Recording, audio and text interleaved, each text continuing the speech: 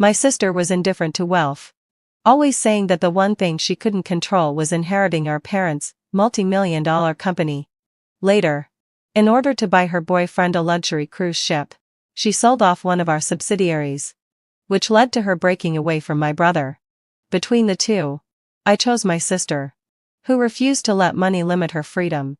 As a result, I was scolded for eating leftover meat, beaten for wearing a clean shirt, and even when I tried to reclaim my stolen bed, I was cursed and thrown out of the house. You and your money-grubbing brother are alike, only knowing how to spend on food, drink, you wet out a lull sigh, and entertainment. I looked down on both of you from the bottom of my heart. Later, my sister's boyfriend racked up enormous debts and expected me to sell myself to settle them.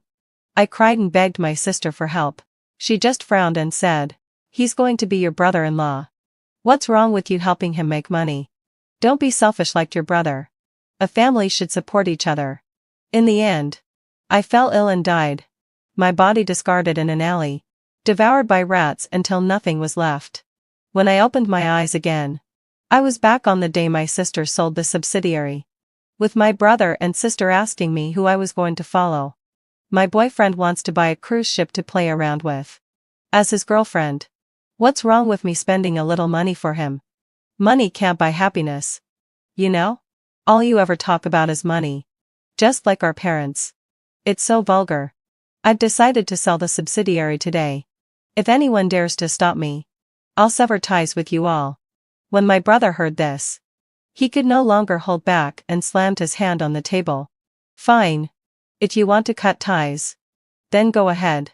I've turned a blind eye to how much money you've spent on that boyfriend of yours, even when you drained the company's working capital. But now you want to set your sights on the subsidiary that our parents left for Miko? Over my dead body. My sister looked at us with pity, as though we were beyond saving. Poisoned by money. She shook her head and said to me, "Miko, it's because of your subsidiary that your brother and I are splitting apart. But since you're still young, I won't blame you. If you're willing to give up money and material things, I'll be your guardian." My sister twisted the truth, shifting all the blame onto me. But my brother pulled me behind him protectively and said, "You've always been blinded by love, spending money on men without thinking. Stop putting the blame on Miko." I watched this scene unfold before me, just like in my past life. And my heart raced. My sister stood at the door, arms crossed, with a detached expression on her face, as though she was a pure lotus untouched by the mud. My brother, enraged, tore at his tie and flipped through the documents with a rustling sound. In my past life, I thought my sister's disregard for money was cool. Compared to my brother, she was gentle and calm. So I believed she would be a good guardian and set a good example for me. So without hesitation, I chose to go with her. But after living alone with her for 2 years, I realized that my brother's explosive temper was all her doing. Thinking back to how I died tragically on the streets, my body mangled beyond recognition, I didn't hesitate this time. I chose my brother. Brother, I don't want my sister to be my guardian. I want you to be. My brother, who had been angrily flipping through documents, froze. His gaze shifted to me, filled with surprise, and the anger on his face gradually faded. My sister raised an eyebrow and glanced at me, then shook her head helplessly. "Just like two peas in a pod. You two siblings are so alike." "Well, whatever. You're both so materialistic. How would you ever understand that the purest love in the world is something money can't buy?" My brother furrowed his brows, clearly no longer wanting to listen. He quickly replied, "Since Miko has chosen me as her guardian, you should give up on the subsidiary.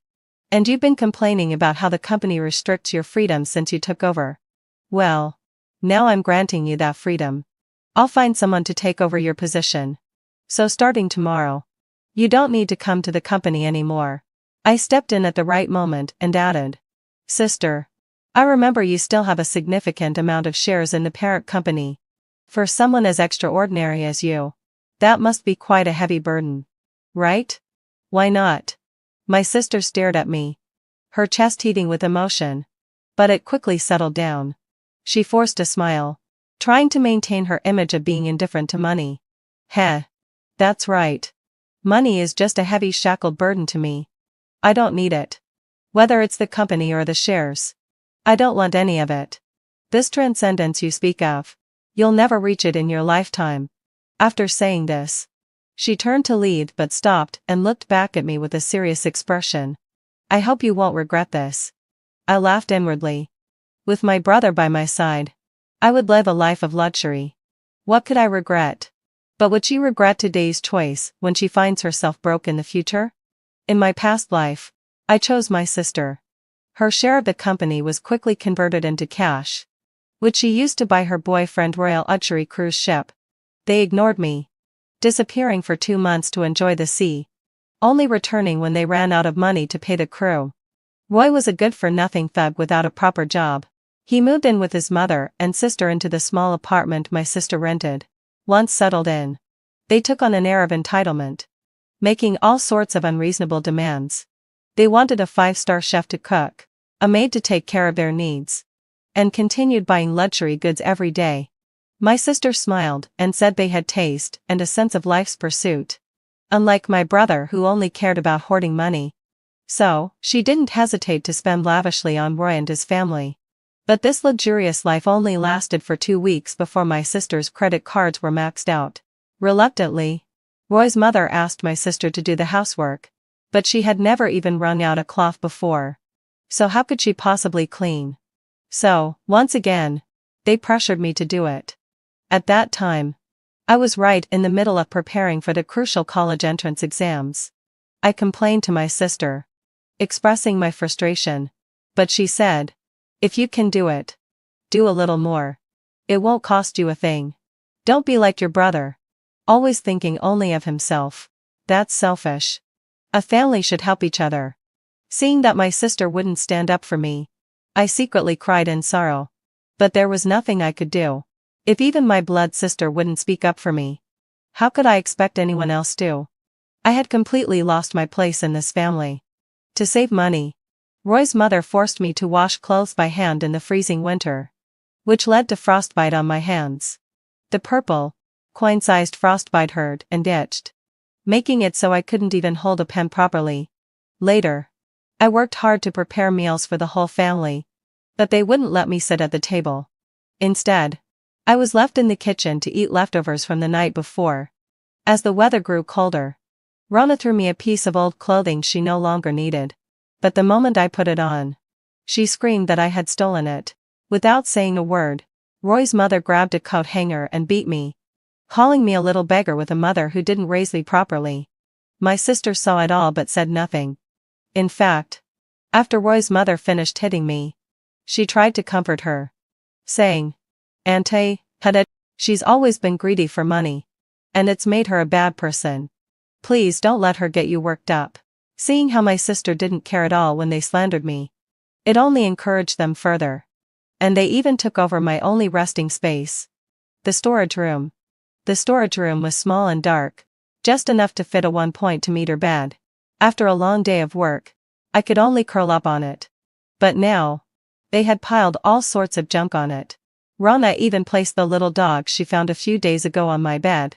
And the bed, once clean, was now filthy. I wanted to push the dog away, but my sister yelled, "You're just like your brother. Only thinking of yourself and enjoying life with money. You can't even let a dog sleep on your bed. You're cold-hearted." As I listened to my sister's hysterical scolding, I finally understood how my brother must have felt. I just wanted the most basic things: food and warmth to survive in this family. Yet, even that was considered a selfish desire for comfort. Clearly, it was Roy's family who kept spending our money. When they ran out, he borrowed high-interest loans. When the debt collectors came knocking, Roy couldn't pay them back, so they turned to me. Roy wanted me to sell myself for money, saying that an untouched female student could fetch a good price. I was terrified, crying and begging my sister to save me. But my sister only frowned and said, "He's your future brother-in-law. What's wrong with earning money to help him? Don't be selfish like your brother. A family should help each other." In the end, I fell ill and died. My body thrown into a small alley where rats ate me until nothing was left. I never wanted to experience that kind of ending again. So how could I possibly regret leaving her? After our parents passed away, my brother and sister took over managing the company. But in reality, it was only my brother who managed it. My sister merely used her position to funnel company money to Roy. Even though she benefited so much, she still complained about how money was a vulgar thing that limited her freedom. But my sister's actions didn't match her words. She said she hated money, but couldn't live without it. When you opened her wardrobe, it was filled with nothing but luxury brands. She had all sorts of high-end bags worth millions. And none of her clothes or accessories cost less than $1,000. Not only that, she had her own personal stylist for manicures and haircuts. And even had someone follow her around carrying her bags while she shopped. How could any of this happen without money? I found it so ironic. She was the one who wanted to maintain a lofty image while living in extravagance and indulgence. Yet, she had the nerve to criticize me for being greedy and accuse my brother of being selfish. She was truly hypocritical. Now that I no longer had my brother or the financial support of the family, I was curious how my sister, who claimed to be indifferent to money, would live. Just then, let out a low sigh. I heard a commotion downstairs. It was my sister's shameless boyfriend and his sister who had come to visit. The two of them sat on the sofa, legs crossed, and arrogantly said, "My girlfriend says that subsidiary company is for me now. It's mine. I've already got my eye on a cruise ship, just waiting for the money. There's no way I'm backing out." Miko, that little brat who hasn't even grown a full set of hair, thinks she can have a company this big? She's better off giving the money to me so I can spend it. Rona chimed in from the side. The two siblings were just as shameless as they had been in my previous life, but this time, unlike last time, my brother was here to protect me. My brother, tall and strong, immediately stepped in front of me, pointing at Roy's nose and threatening, "Watch your mouth. Even if she verbally agreed to you, it has no legal effect. Besides, that subsidiary company belongs to Miko. What does Milling's promise matter? Also, having fulfilled my adsa, Milling has already severed ties with us. Officially, having fulfilled my adsa, she's no longer my sister. So her affairs are none of my concern." When Roy and his sister heard the words severed ties, their eyes widened in disbelief. Rona quickly tugged at Roy's arm and said, "What's going on with your sister? Severing ties without consulting us? And how can she just say it's over like that? She should at least give us something in return." Rona kept giving Roy signals, hinting that they wanted to take something from us. The two siblings were cut from the same cloth, and Roy immediately understood her meaning. He turned to us and said, "That's right. Milling may have severed ties with you, but she still carries the Micah family's blood. As her brother, you should compensate her. How about giving her the subsidiary?" The two siblings were clearly trying to take advantage of our family, seeing us as easy targets. My brother, who had always dealt with elites and gentlemen, had never encountered such unreasonable people before. He stood there, his face cold, unsure of how to respond. I, however, couldn't help but laugh under their watchful gaze. "What are you laughing at?" Rona shot me a glare, wiping the tears from the corner of my eyes from laughing. I said lightly, "I'm laughing because you two can't understand simple logic. The ownership of the subsidiary belongs to me. Only I have the right to decide its fate. Do I need to repeat myself?" You, Roy, furious, looked like he wanted to throw a punch, but my brother shot him a glare and stopped him. I went on. "Also, having fulfilled my obsession, didn't you ask properly? Sister not only cut ties with us, she renounced all the companies and shares of the Micah family. In plain terms, she's penniless now, has nothing. She says that's the only way to live up to her lofty indifference to money." Roy and Rona stood there stunned for a long moment before they recovered. "What? Indifferent to money? Is she out of her mind?" My brother didn't bother arguing further. He phoned the neighborhood security, and before long Roy and his crew were escorted away. In the end he softened after all. Years of sibling bonds ran deep. And he couldn't bear to see our sister suffer, so he added, "If you want a share of the money, that's fine. But have Mil-Ain come and speak to me in person." Remembering the haughty way our sister left, I felt reluctant, But I also wanted to see whether she really meant what she said, so detached from worldly wealth that she wouldn't bow for a measly sum. 5. I waited several days and saw no sign of her. Meanwhile, the parent company my brother ran into trouble. Because our sister had been siphoning funds from the company accounts to feed Roy's spending. The company's cash flow stalled and new projects couldn't move forward as scheduled. My brother was weighed down with worry and meetings from dawn to dusk, scrambling for solutions. Watching it all hurt me. So I volunteered. Brother, the company is struggling, why don't we sell the subsidiary to tide things over? He glanced at me, ready to refuse. But I cut in, the subsidiary's profitability is good and its prospects are solid. It'll fetch a decent price. And with that cash the parent company can keep running. Brother, the parent company is our parents' life's work, I don't want to watch it collapse. My brother, usually so domineering, had his eyes glisten. He pinched my cheek gently. Guilt in his voice, Miko. I didn't do a good job and let you suffer. But don't worry. Once we get through this, I'll buy the subsidiary back. What Mom and Dad left for you, brother, will take good care of it. I wiped his tears away and nodded. With my brother protecting and caring for me, how could I feel wronged? The real injustice was the last life. When I followed our sister and was pushed into the fire, left to die with my body desecrated. This life I stayed with my brother. So no matter how hard things got, we would support each other and get through it. Brother, hurry and sell the subsidiary first. It'll solve the parent company's cash crunch sooner. Second, who knows what other schemes the Roy family will cook up? He agreed and immediately contacted a broker to list the sale. Because the subsidiary's future looked bright. By the next day someone offered $50 million and arranged to meet at the subsidiary. It was a quiet weekend. So I went with my brother only to run into Roy and his mother there. 6. The buyer was very satisfied and was ready to sign and transfer the ownership on the spot. But just as he was about to put pen to paper, Roy and his mother shoved past the secretary blocking the door and burst in. Roy snatched the contract from the buyer and ripped it to bits. Even after the paper fluttered down, the buyer stood there dazed. None of us expected Roy to be brazen enough to make a scene at the company like that. Roy, what do you think you're doing? My brother roared, slamming to his feet and pointing in Roy's face. Before Roy could answer, his mother stepped forward to shield him, hands on her hips. Brazen, don't scare my son in front of me. If you've a problem, take it up with this old woman. I'm old and brittle, if anything happened to me, I'll have you Micah family waiting on me for the rest of my life. My brother was furious but couldn't strike at Roy's mother. He swallowed his temper and shouted, I'm warning you, get out before I call the police. Roy and his mother held their heads high as if they couldn't hear him. The buyer watched the farce in bewilderment and finally came to a decision. His face soured as he looked at my brother.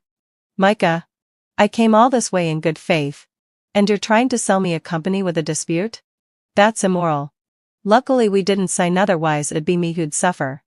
With that he turned and left without giving my brother a chance to explain. My brother chased after him. Forced smiles and apologies in vain, he couldn't salvage the deal. Roy and his mother, seeing the sale collapse, were delighted and shrieked triumphantly like petty villains. Right, he's up to no good. Trying to cheat you. This company belongs to me. Warn your friends not to be fooled. My brother clenched his jaw as if at the end of his tether. He isn't a patient man. After being provoked again and again, this was his breaking point. Afraid he might act rashly, I quickly said, Brother, get our sister to come handle this. Dealing with the Roy family scoundrels was precisely her kind of turf. Roy and his mother shrugged and sank onto the sofa, sipping tea, making a scene. No one will be able to stop us. Today this company becomes ours. If you don't like it, we'll just stay here and refuse to leave. My brother stopped looking at them and angrily dialed our sister. He laid out the whole situation and then bluntly demanded, I don't care if you're busy, come over immediately and take these people away. Or you'll be the one making bail at the police station later. Even then he gave her a chance to save face. But on the other end, she remained haughty and dismissive. Ph. Fine, go ahead. The Roy family aren't the kind of people you're making them out to be. Stop trying to sow discord behind our backs. An hour later, my sister finally arrived at the office. Walking in with her head held high and casting a disdainful glance at me. Because I hadn't chosen to walk the same path as her back then. She now refused to acknowledge me. Her own sister. When Roy saw Milling arrive, he quickly said, "Darling. You're finally here. Quickly explain to these two that you've already promised to give this company to me.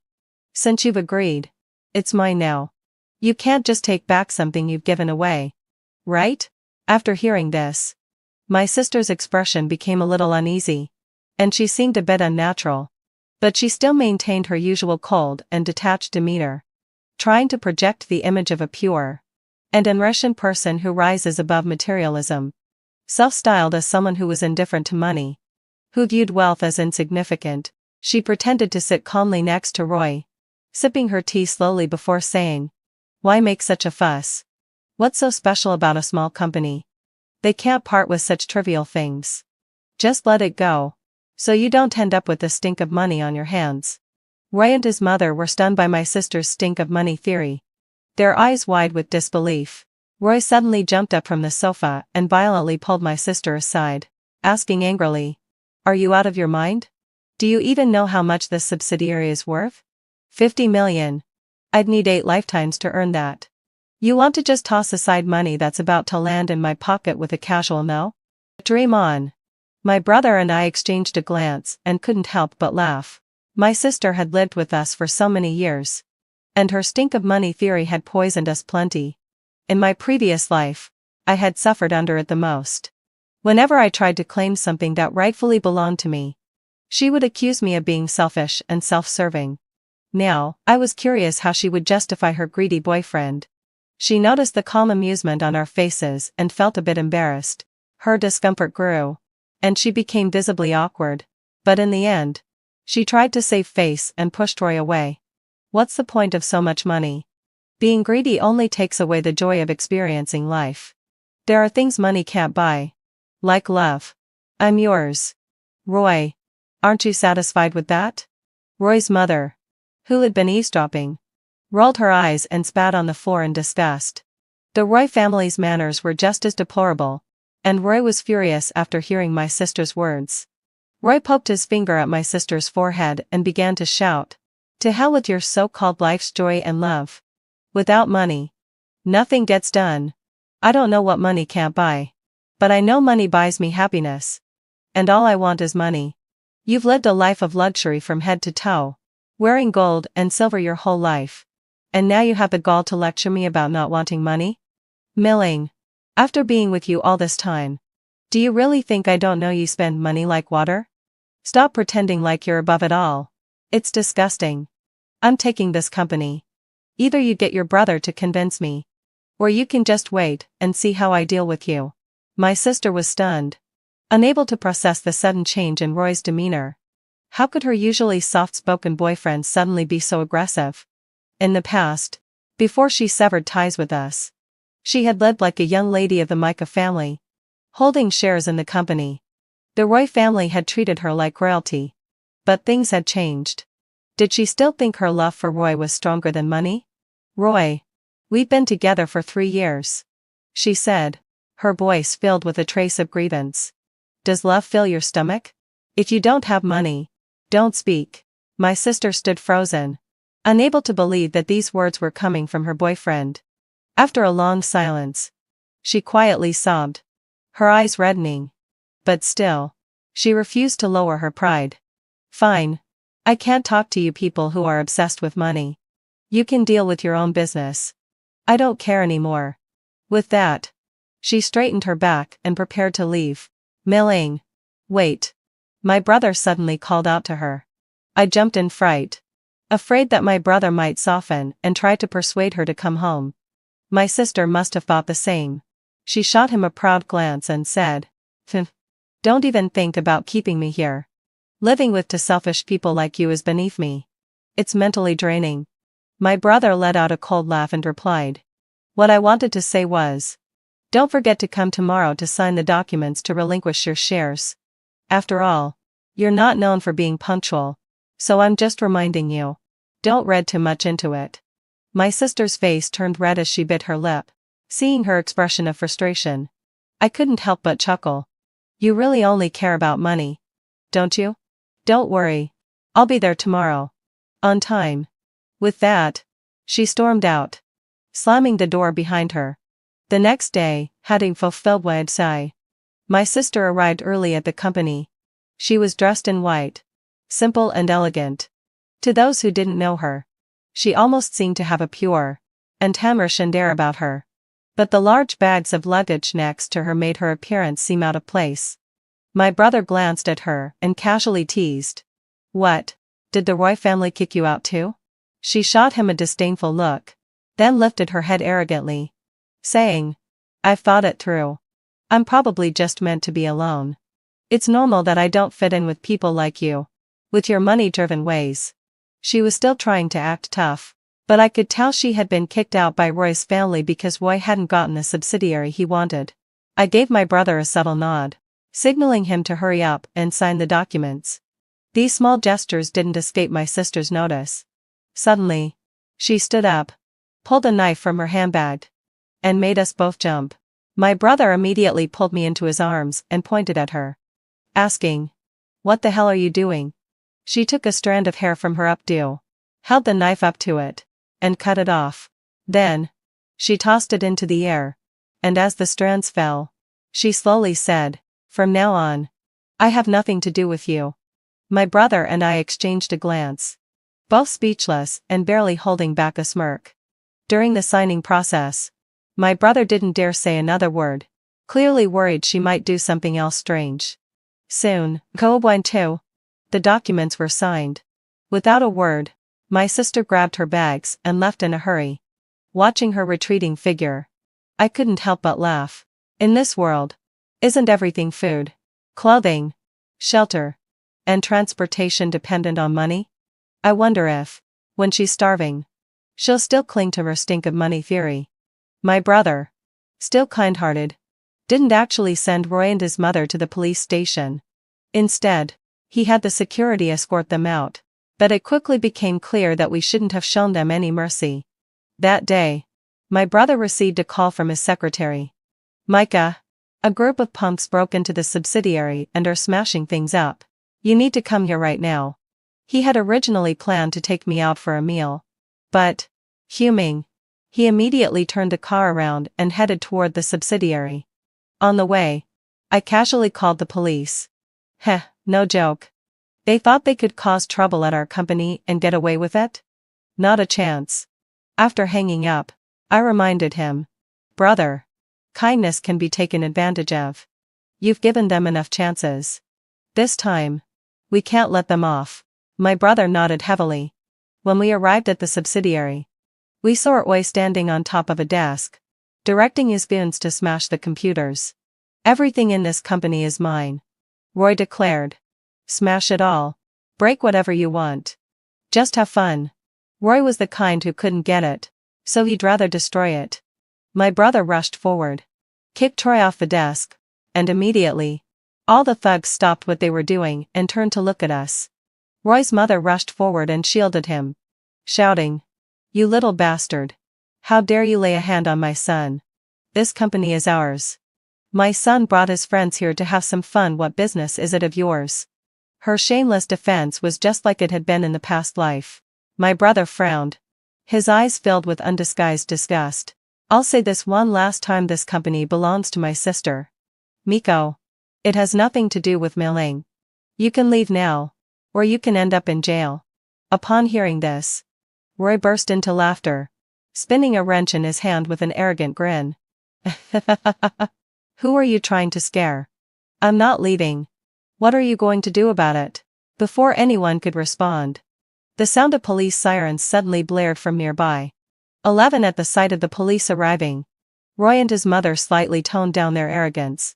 My brother and I, having prepared in advance, took out the company's ownership documents and presented them to the police.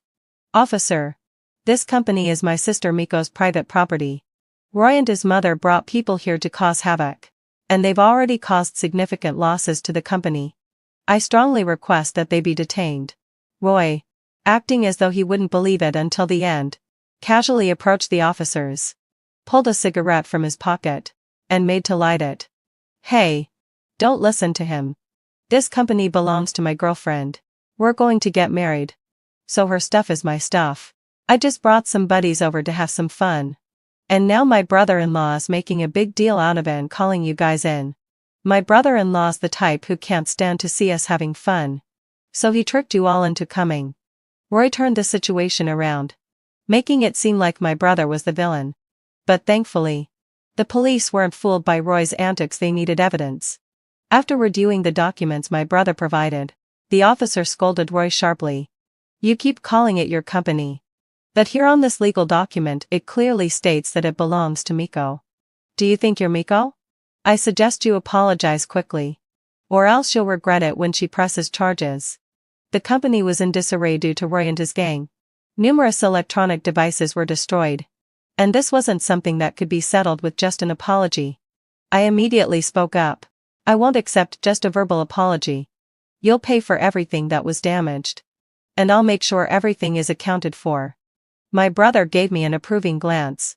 And the losses from halting the business due to the broken equipment, those will also need to be compensated. Before I could finish, Roy's mother suddenly staged a fall, clutching her chest and moaning. Oh, I'm so angry. My heart hurts. I can't go on. Take me to the hospital. The police, seeing through her poorly staged act, remained unfazed. With a calm demeanor, they called for backup and had Roy's mother escorted to the police car. But instead of heading to the hospital, the police drove all of us to the station. At the station, we met my sister, one of the parties who had been summoned. 12 The moment Roy saw her, he exploded. Damn it. How dare you show up? What did you say when we were together? You said you'd treat me well. But now you won't even give me a company. Your sister has me thrown in here milling. You really are something. All these 3 years of love were wasted. As Roy yelled at her, my sister's eyes slowly reddened, as though she had been deeply wronged. Suddenly, hauntingly, without warning, she raised her handbag and hurled it at me. Luckily, my brother was quick to grab me and pull me out of the way, so her attack missed. My brother was furious, yelling, Milling, I can't believe you've lost your mind. You're even hitting your own sister. My sister glared at me, gritting her teeth. So now you remember I'm your sister? Roy is going to be your future brother-in-law. We're going to be one big family. And yet you can be this cruel to me? Your heart is truly rotten. A company is nothing. But a happy family is everything. Why can't you understand that? Why is everything about money? Roy and his mother stood behind her, arms crossed, looking smug. My brother, seeing that she was beyond saving, sighed in frustration. You can either pay for the damages or go to jail. Your choice. When Roy's mother heard this, she panicked, urgently grabbing Roy's hand. Son, you can't go to jail. The thugs quickly chimed in. Big brother, we did as you said. You've got to cover for us. Roy glared at us and sneered. Fine, let out a low sigh. I'll pay. But Milling's right. You people only care about money. I smirked inwardly. All right then. Let me show you how much Miko cares about money. I held up 5 fingers. Roy glanced at them and said arrogantly. 50,000? That's nothing. I can pay it. I chuckled. Sorry. You misunderstood, it's 100,000. Upon hearing that, the 3 of them erupted into a fresh round of curses at my brother and me. I pretended not to hear it, and after making my offer, I grabbed my brother and walked out. My brother ruffled my hair and smiled. You've got a sharp mind, little sister. 50,000 enough to keep them busy for a while. Now we can sell the subsidiary without worries. I didn't deny it. That was one reason. The second? I knew Roy couldn't come up with 50,000. But I was sure the loan sharks could. After that incident, Roy really did quiet down. But it was my turn to be restless. I managed to get Roy's number through someone. And every few hours, I would send him messages demanding he repay the debt, forcing him to borrow from loan sharks. Naturally, my sister stood on Roy's side when she found out. Miko, has your conscience been eaten by a dog? You're demanding 500,000 from your brother-in-law. And you keep pestering him. Why don't you just take my life along with it? Roy couldn't come up with the money. And he was definitely going to take his anger out on my sister. As you can imagine, She was having a rough time now. But who could she blame? She brought this on herself. I replied. First, you're no longer my sister. So Roy will never be my brother-in-law. Asking for compensation from a destroyer is my right. Second, I'm giving you 1 more week. If you still can't get the money by then, just wait for your turn in prison. Not long after I sent this message, the people who were keeping tabs on Roy reported his whereabouts. As expected, he had gone to a place where the loan sharks, underlings, gathered. Loan sharks are easy to borrow from but hard to pay back, and Roy, like in the previous life, had fallen into the bottomless pit of debt. With Roy and his family no longer in the way, the subsidiary was smoothly transferred for $50 million, and my brother invested the money into the parent company. Before long, the company resumed operations, and several projects could continue, I believe, without my sister draining everything from the company. It will only thrive under my brother's leadership. A few days later, Roy appeared at our doorstep, looking completely refreshed. He had a cigar in his mouth, his hair slicked back, and he casually threw a banknote on the table. Here. The 500. As you wanted. He took a drag from his cigar and arrogantly declared. Forget 500. I'm worth millions now. My brother and I silently watched him flaunt himself, saying nothing. After all, money borrowed with one's life wasn't anything to envy. Roy took a call while at our house, and I vaguely heard the word gambling. Loan sharks had made Roy rich overnight, but his bad habits hadn't changed. He was still fantasizing about making money through gambling. Unfortunately, as history has always shown, 9 out of 10 gamblers lose. Roy tossed the cigar butt on the floor, strutting out with confident steps. My brother sighed deeply as he watched Troy leave. I knew he was worried about my sister. She wasn't going to have a good life with Roy. But my brother had done all he could for her. I comforted him, saying, Brother, don't blame yourself. She's the one who is stubborn, and we can only respect her fate. As for my sister's fate in this life, it was pretty clear. In the last life, the debt collectors came knocking at our door, and Roy tried to throw me out to sell myself in exchange for money. But this time, with my brother's protection, they would never be able to touch me. So, who else could sell themselves to repay a debt? In my previous life, because of my sister and Roy's family, I couldn't take the college entrance exam. This time, freed from those people, I no longer had endless housework or sleepless nights. I put more time and energy into my studies, and my grades improved visibly. A month later, in the college entrance exam hall, my pen moved as if guided by a divine hand. After the exam, I calculated my score and felt confident. As long as nothing unexpected happened, I could pick any of the top universities in a city. My brother was overjoyed when he heard the news and immediately took me to pick a car as a graduation gift. Learning to drive was going to happen sooner or later, so I didn't refuse. I just didn't expect to run into Roy's family and my sister. Roy was picking and choosing among a row of new cars, scolding the salespeople following him. His behavior was crude and uncouth. Now decked out in gold and silver, he exuded the smell of money. He was doing the very thing my sister considered the lowest. But instead of reprimanded him, she was all smiles. She even had an ashtray in hand for Roy to flick his cigarette ash into. My brother shook his head and said to me, Don't bother looking. Pick the one you like. As we left the store and I got into the car, just as I was about to close the door, it was pulled open. Turning around, I saw my sister had followed me out. She shot me a disdainful glance before lazily speaking. Sister, life must be hard after selling the company. Why pretend in front of me? As long as you and Roy apologize and call him brother-in-law, I'll let him help you. I couldn't help but laugh in anger. My brother, looking at her as if she were crazy, shot her a look, then closed the car door for me and quickly drove off. Sitting in the car, I started counting the days. According to the timeline from my past life, the debt collectors should be showing up soon.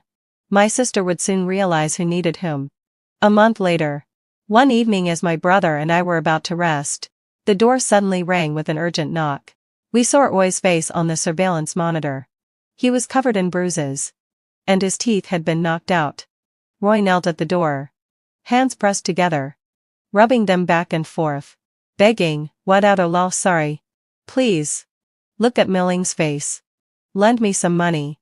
I'll work like a dog to repay you. Please. Please. Or they'll kill me."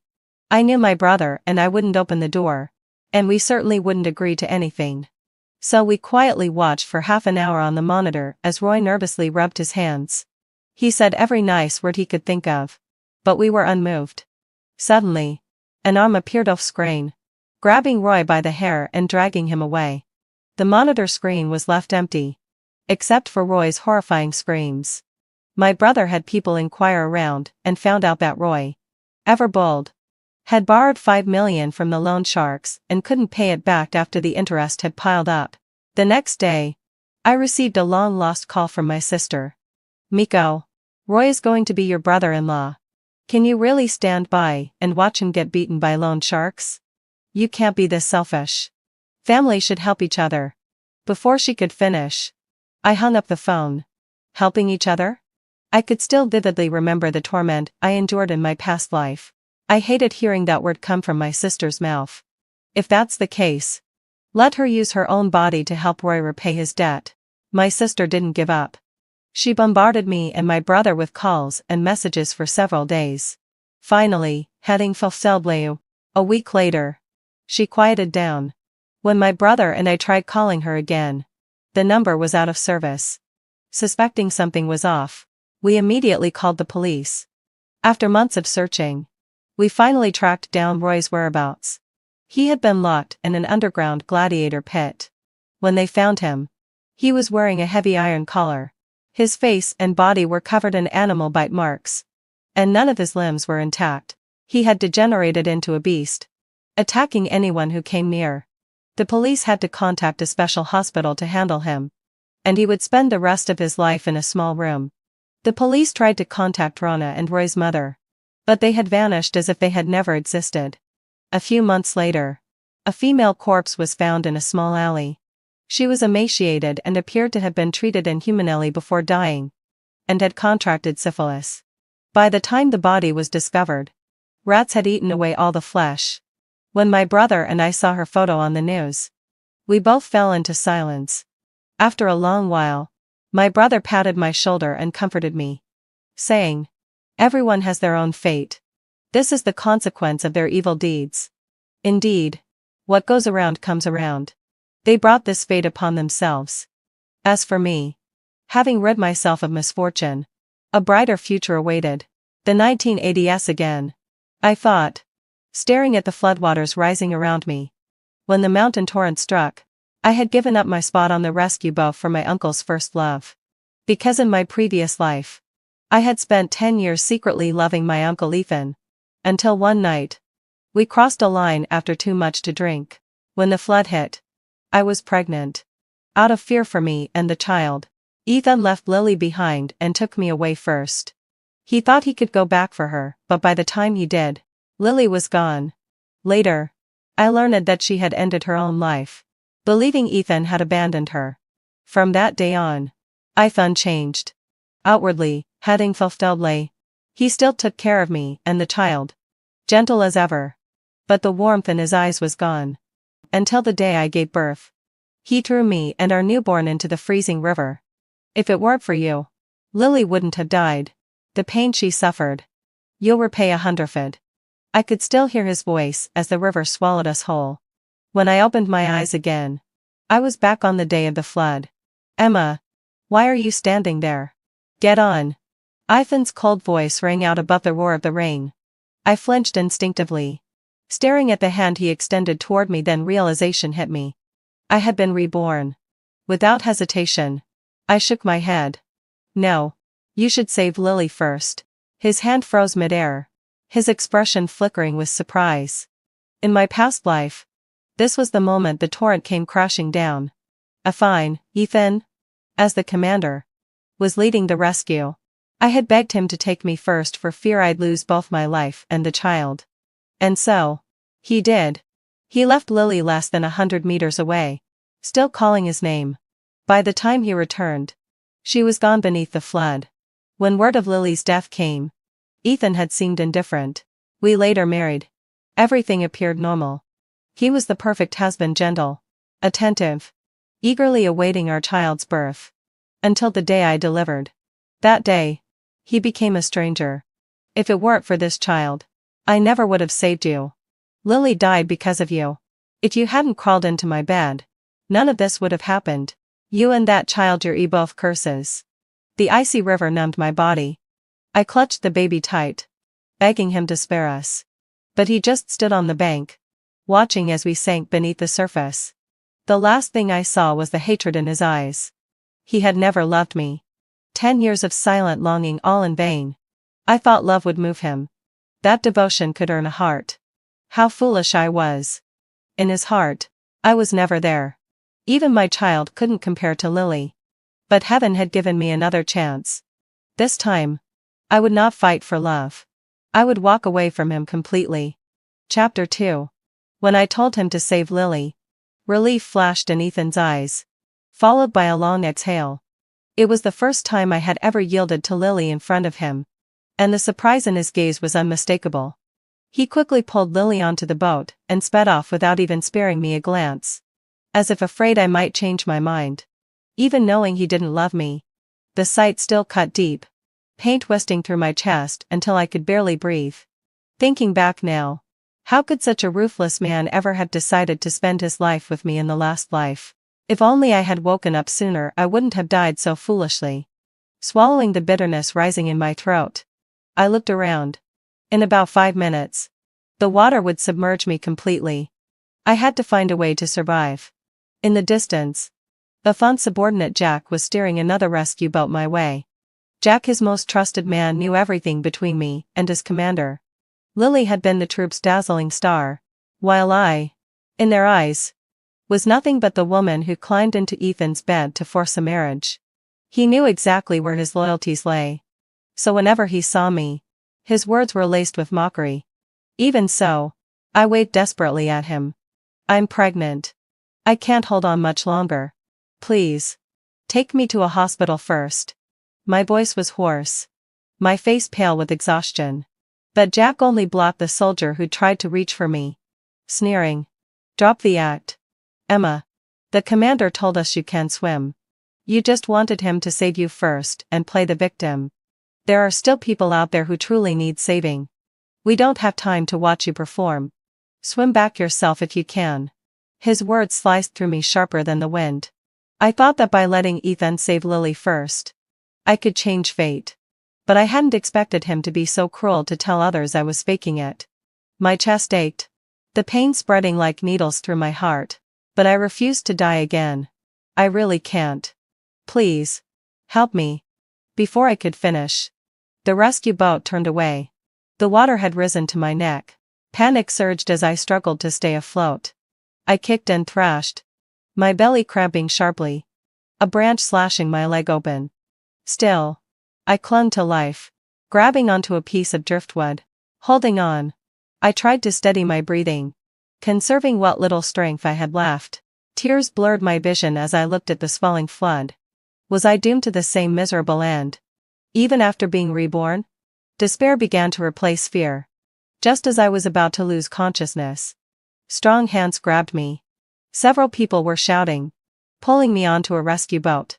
A woman raped her coat over my shivering shoulders. Didn't another rescue boat just pass by? How could they miss someone like you? I wanted to thank her, but pain tore through my abdomen. Warm fluid rushed down my legs. Before everything went dark, I heard someone shout, "Hurry! She's miscarrying. Get her to the hospital." Chapter 3. When I opened my eyes again, all I saw was a pure white ceiling. I trembled slightly as I touched my abdomen, now flat and devoid of life. Seeing me awake, the doctor put down the diagnosis sheet, looking at me with a mixture of concern and pity. "Your body is mostly fine. Just a few surface injuries. The wound on your leg has been bandaged. But the baby couldn't be saved." Upon hearing this, I felt no sorrow. He deserved a better future. But it would never be with me. I still remembered when I was 10 and lost my parents. It was Ethan who took me in. His care for me surpassed that of any relative. That's why, When I drunkenly let myself go, I didn't push him away. But in the end, this was the result. I didn't want to think further. I forced myself to stand up and pay for the hospital bills. I never expected to run into the last person I wanted to see. Lily was sitting on a bench, seemingly choking on water. Ethan was carefully patting her back, his face soft with a tenderness I had never seen before. When he saw me, he froze for a moment, then quickly stood up and walked toward me. I heard from Jack that you begged him to save you. What's the matter? He saw through your act, and now you're following us here? I looked at him, bitterness creeping into my voice. I wasn't acting. Ethan. I had a miscarriage. At these words, his eyes trembled, then his lips curled into a mocking smile. You took advantage of my drunkenness, got pregnant with my child, and now you're trying to force me into marriage. Now you see me save Lily, and you're back to your old tricks, using the child to play the martyr. Emma, you're so determined to vie for my attention, aren't you? He laughed to himself after speaking, clearly expecting me to defend myself or beg for his forgiveness, as I had done in the past. But instead, I just stared at him, silent, my gaze colder than ever before. He felt a sudden tightness in his chest and grabbed the form from my hand. After seeing what it said, his face twisted with fury, and he slapped me across the face. You actually had our child aborted. Emma, how dare you? The slap stung, but it was nothing compared to the excruciating pain inside me. I dug my nails deep into the flesh of my palm, leaning weakly against the wall, forcing myself to stand upright. You can think whatever you want. Ethan. Don't worry. I won't bother you anymore. At these words, his eyes narrowed, his voice turning cold. What do you mean? You won't bother me again? Emma. What are you saying? Ethan wanted to continue questioning me, but then Lily's voice called out from behind. When he turned around, I had already disappeared from view. After paying the fees, I didn't return to my hospital room but instead went to the public telephone booth in the lobby. Director, I would like to apply to participate in the Northwest construction plan. Chapter 4. The director's surprised voice came to the phone. The Northwest is desolate. If you go there, you might not return for 4 or 5 years. Are you sure about this? Yes, I think fulfilled with Sasha. I've made up my mind. This is a time of great national development. I want to contribute to my country and strive for my own future. The director was quite pleased with my words. Good. That's the spirit of today's youth. I'll take care of the application and submit it for you. Pack your things over the next few days, and we'll leave together in a week. What was supposed to be a week's preparation turned into just 1 day by the time I was discharged. I went to find the director, signed the application form, and picked up my train ticket before returning home. As soon as I entered the house, I saw Lily sitting in my usual spot, carefully serving Ethan food. Stop. I was about to pretend I hadn't seen them and head back to my room, but Ethan called out to me from behind. I came to pick you up from the hospital this morning. But now you're back only now? Where have you been? He hadn't visited me once during my week in the hospital, nor had he called. No. On the day of my discharge. He suddenly remembered me? Ridiculous. I had something to take care of. What could you possibly have to do? In Ethan's mind, I was nothing more than someone who spent all her time revolving around him. Don't tell me you're up to something again. If I find out you've done anything to harm Lily, I won't forgive you. I lowered my head, my voice calm. Don't worry, little uncle. I was just taking care of my own business. Ethan froze. What did you just call me? I raised my eyes to look at him seriously. Little uncle. Is there a problem? Ethan said nothing but stared at me deeply. Taking advantage of his moment of confusion, I turned and walked back to my room. Soon, Lynetta Losai. Lily entered my room. Seeing me sorting through my clothes, she started talking to herself. Emma, doesn't it hurt to see the man you love with another woman? She was deliberately trying to provoke me, hoping for an angry reaction. But I felt nothing inside. You don't need to mock me. Little uncle is yours. I won't fight you for him. Her expression darkened in anger, not amusement. You think I'd believe a woman who sleeps around? Isn't it disgusting to seduce someone much older than you? Emma. Today I'm going to make sure you understand your place. With that, she slapped herself hard across the face, squeezed out to tears, then ran out, covering her face. As expected, less than a minute later, Ethan stormed into the room, furious. Emma, I don't know when I taught you to behave like this. How dare you hit someone? Go apologize to Lily right now. I lifted my head, my gaze cold as I locked eyes with him. She slapped herself. Believe it or not, I did nothing wrong and I won't apologize. If there's nothing else, you can leave. Ethan had never seen me so cold. The anger in his eyes shifted to confusion. He stepped closer, inspecting me carefully. Emma, stop messing around, okay? His voice lacked its previous harshness, replaced by a trace of helplessness and gentleness. Since we're legally married, I'll definitely take good care of your parents. As long as you don't target Lily, I can give you the title of Madam. I'm hosting a birthday party for Lily tomorrow. If you publicly apologize to her then, I'll let today's incident slide. I looked up at him, resigned. Little uncle, I think you're mistaken. I don't want to marry you anymore. He frowned, apparently displeased with my response. Then, he sneered. Emma, stop pretending. That little game of playing hard to get doesn't work on me. Do you really think I don't know how you feel about me? His voice was dripping with disdain. You've loved me for so many years, how could you possibly give up all of a sudden? He took a step closer, his tone sharp and domineering. Don't say I didn't warn you. Tomorrow is your last chance to beg me to marry you. Miss it. And don't come crying back to me later. With that, he slammed the door and stormed out. Moments later, I heard the sound of the car engine outside. The two of them had left together. They never came back that night. At dawn, I glanced at the clock, then picked up my suitcase. I left a letter for Ethan on the table, just a few simple lines, and walked out of the house without looking back, heading straight for the train station. Half an hour later, in a brightly lit banquet hall elsewhere, Ethan glanced at the clock on the wall, his eyes darting repeatedly toward the door.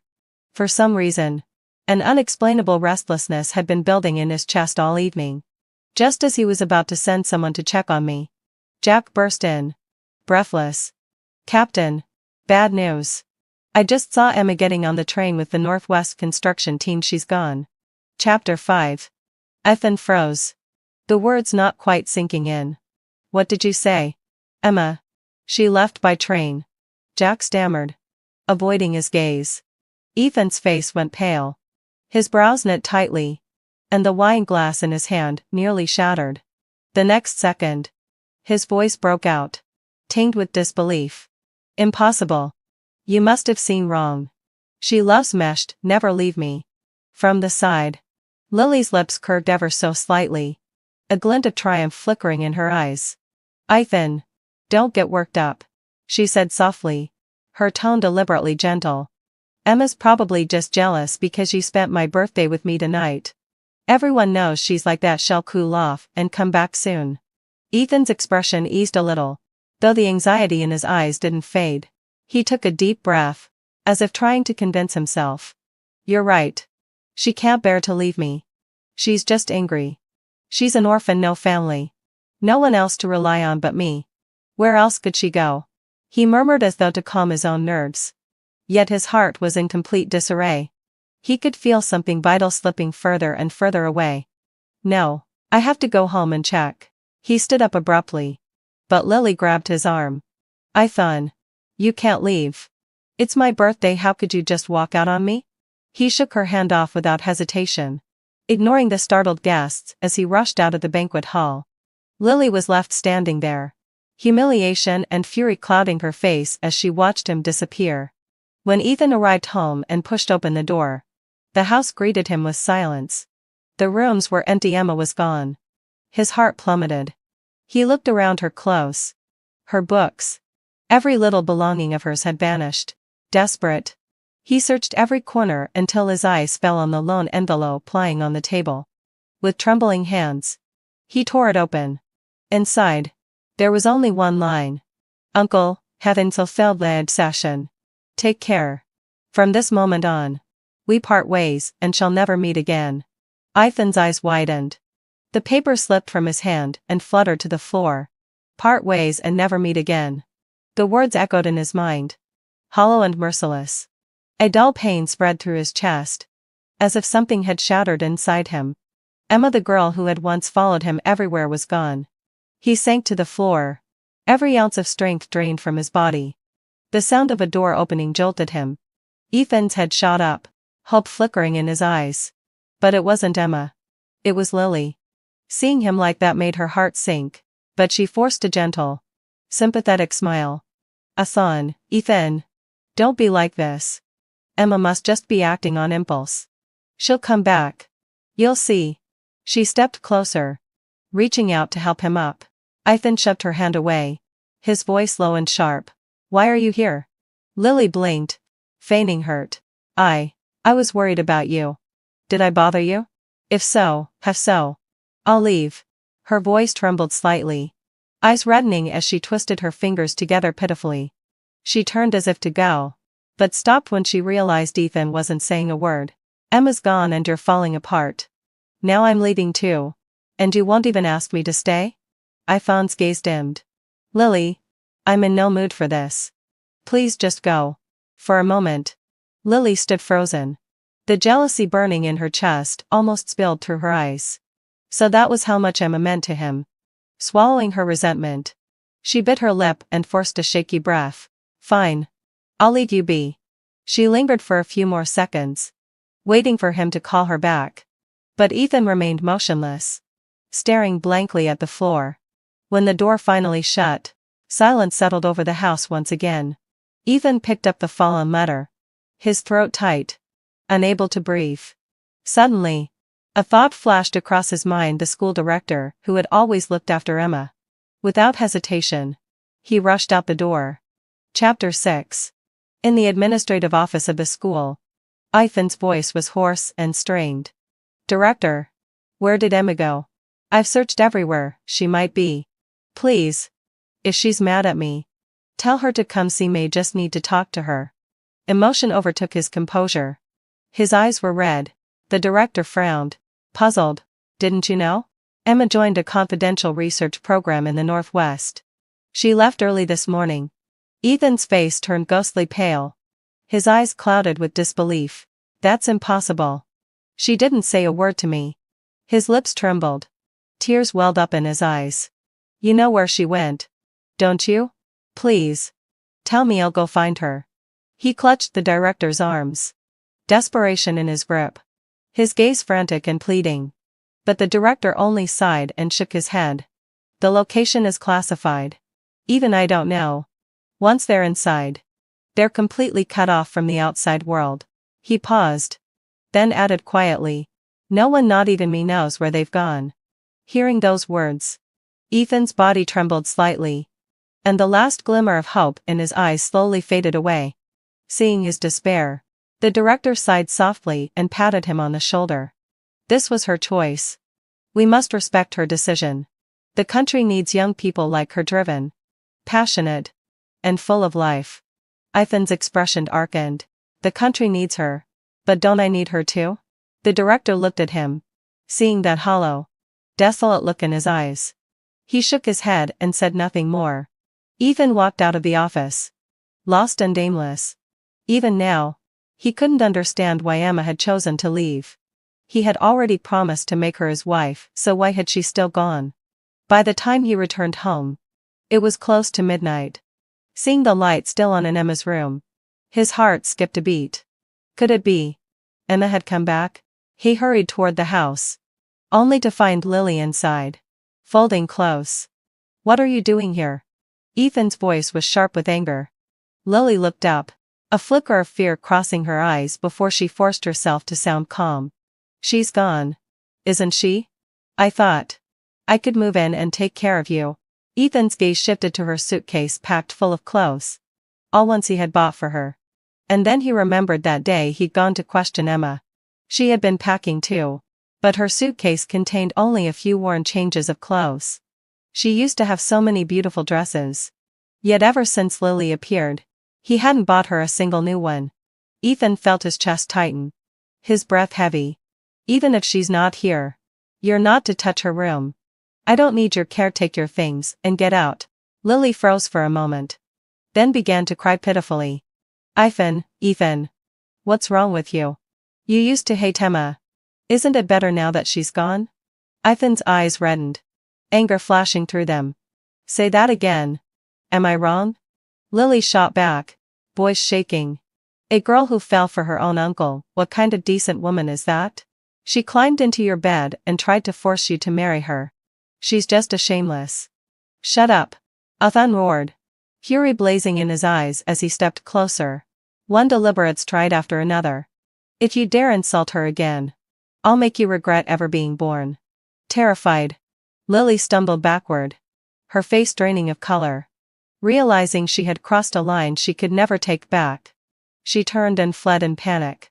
Chapter 7. At the same time, on the other side of the country, the train rattled for 2 long days before finally reaching the vast, desolate northwest. The moment I stepped off, the biting wind stung my cheeks raw.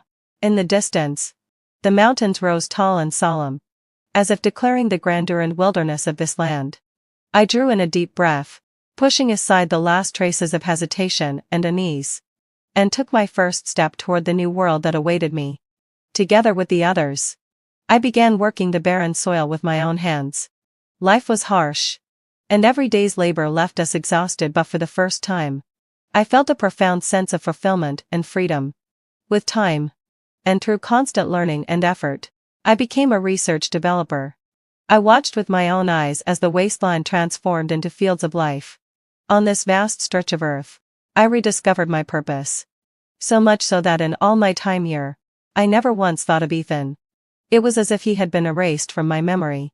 Sometimes I wondered perhaps what I once called love was merely misplaced affection, a confusion between love and familial fields of life. On this vast stretch of earth, I rediscovered my purpose. So much so that in all my time here, I never once thought of Ethan. It was as if he had been erased from my memory. Sometimes I wondered perhaps what I once called love was merely misplaced affection, a confusion between love and familial bond.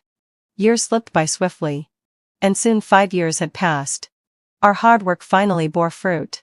The once barren land was now a sea of green, and the new cultivation techniques we developed promised harvests of hope. With the mission completed, it was time to go home. As the train slowed into the familiar station, I stepped once again onto my homeland after 5 long years. Everything felt different, yet strangely familiar. After settling my things in a small guest house, I went straight to visit the director. His eyes welled up with tears as he grasped my hands warmly. Comrade Emma, welcome home. These years have been hard on you. Your research changed, not only the land, but the lives of countless people. He patted my shoulder, his voice full of pride and gratitude. I smiled, warmth rising in my chest. I should be the one thanking you. If you hadn't recommended me back then, I wouldn't have achieved any of this. The director laughed heartily, wrinkles deepening with joy. By the way, your Uncle Lee's and he's been looking for you all these years. If he knew you were back, I bet he'd be overjoyed. Ethan. That name I hadn't thought of in so long stirred nothing in me now. I smiled faintly, and said nothing more. After leaving the office, I returned to the guest house. Just as I reached the door, a trembling voice called out behind me. Emma. The familiar sound froze me in place. I turned around slowly, disbelief catching in my throat. Ethan. 5 years had changed him. He looked older, were almost unrecognizable at first glance. When our eyes met and he realized it was truly me, he stepped forward, reaching out to take my hand. I quickly retreated a few steps. Seeing that, his voice turned hoarse. Emma, do you have any idea how hard I've searched for you? I've waited for you every single day for 5 years. Thank God you're finally back. This time, you're not leaving again. Come home with me. We'll get married in a few days. I listened quietly, then smiled as if amused. Uncle, what nonsense are you talking about? You're my elder. Saying things like that to a younger relative, isn't it inappropriate? All color drained from Ethan's face. What uncle? What elder? I'm only 6 years older than you. We're not related by blood. I know you're still jealous about Lily and me. I'm sorry, it was all my fault. Just come back with me. And I'll make it up to you. I shook my head lightly. Let it go. Ethan. I'm not the same Emma I used to be. The woman you loved no longer exists. There's nothing left between us. Save your affection for Lily. I don't deserve it. My voice was calm. Almost detached. As if I were telling someone else's story. Ethan froze. Unable to control the tremor in his voice as he took a step closer. Emma. I'm not with Lily. After you left. I cut all ties with her. The one I love is you. It's always been you. I was a coward back then. And I never told you. His eyes were red now. His face full of desperate sincerity, like a man who truly couldn't bear to lose me again. But I met his gaze. Cold and unyielding. Whether you're with Lily or not has nothing to do with me anymore, I said softly. Because. Ethan, I don't love you anymore. Ethan's body trembled slightly. A flicker of despair flashing in his eyes. Impossible. You told me you liked me, how can you suddenly say you don't anymore? His face was pale. Veins bulging on his forehead. Panic creeping into his expression as he stood there. Utterly at a loss. Watching him now. I almost laughed. The man who had once pushed me away with his own hands was now claiming to love me. The irony made me sick. I did like you once. I said calmly. Though a faint ache stirred in my chest. But that was when I was young. You know how it is when we're young. We mistake gratitude for love. What I felt for you was never love. Ethan. It was just gratitude. My voice was firm. Resolute. Ethan froze. His lips trembling as though he wanted to speak but couldn't. It took him a long time before he finally forced out a single, broken sentence. But you gave yourself to me willingly. If you can just forgive me, I'll make it up to you, I'll make everything right. I hadn't expected him to say something so shameless. Before I knew it, my hand had already struck his face. Shut up. Don't make this any uglier than it already is. You think the only thing you did was cause my miscarriage? I shouted, my voice shaking with fury. If I'd been even a little less lucky that day, I would have died. Tell me, Ethan, what right do you have to ask for my forgiveness? Chapter 8. The words burst from my throat, raw and full of the resentment I had carried for 2 lifetimes. Ethan's face went ashen. His eyes filled with disbelief and pain. Emma. I was wrong, I know I was wrong. Please. I'm begging you. Just give me one more chance to make things right. As he spoke, he suddenly dropped to his knees with a dull thud. Proud, arrogant teeth, and brought to his knees. But instead of feeling moved, I only felt disgust. The moment I stepped onto that train, everything between us had already ended. Even if he screamed, even if he went mad trying to prove he could change, the past would never be undone. The wounds he left behind were carved too deep. For the rest of our lives, there would never be an us again. I didn't want to be entangled with him any longer. I turned to leave. Ethan's eyes reddened with desperation. He lunged forward and grabbed my hand in a death grip. I yanked my hand free with force. Uncle. Don't forget who you are. His throat tightened. The muscles in his jaw quivered as he stood frozen in place. Lips trembling. Unable to speak a word. After that day, I didn't see him again for several days. I thought it was over, that we were finally free of each other. But fate had other plans. One afternoon, Lily appeared out of nowhere, blocking my path. You left. Why did you have to come back? Her eyes burned with hatred, as if she wanted to tear me apart. I was so close to getting everything I wanted. But because you walked away, it all fell apart. As she spoke, she suddenly pulled a small knife from her pocket and lunged toward me. Before I could react, I saw Ethan appear in front of me. The blade plunged into his chest. The next second, he collapsed to the ground. Blood gushed from his wound, staining his shirt a deep, high white, horrifying red. The police arrived almost instantly, pinning Lily to the ground as she screamed curses through her tears. Ethan lay on the stretcher, his eyes never leaving me. Emma, he whispered, his voice weak and trembling. The only thing I regret in this life is not cherishing you when I had the chance. He paused, gasping for breath. Tell me. If I had chosen to save you during the flood back then, would we still be together now? His words struck something deep inside me, stirring the fragments of my past life. But the moment of softness vanished as quickly as it came. My heart hard and once more. No, I said flatly, without hesitation. In my previous life, he had chosen to save me, but later, overcome by regret, he killed me. He even killed our child. So no matter which choice he made, there was never going to be a happy ending for us. Not in this life. Not in any. Even if he took a knife meant for me today, it could never erase the pain and betrayal he had once caused. He looked at me in stunned silence, lips parting as if to speak, but no words came. A moment later, his eyes closed, and I knew this was truly the end. After that day, we never saw each other again. Athon's name gradually faded from my life, becoming just another ghost in my memory. As for Lily, she was sentenced for attempted murder. Time, like water, washed away all the hatred and sorrow, and my life finally began anew.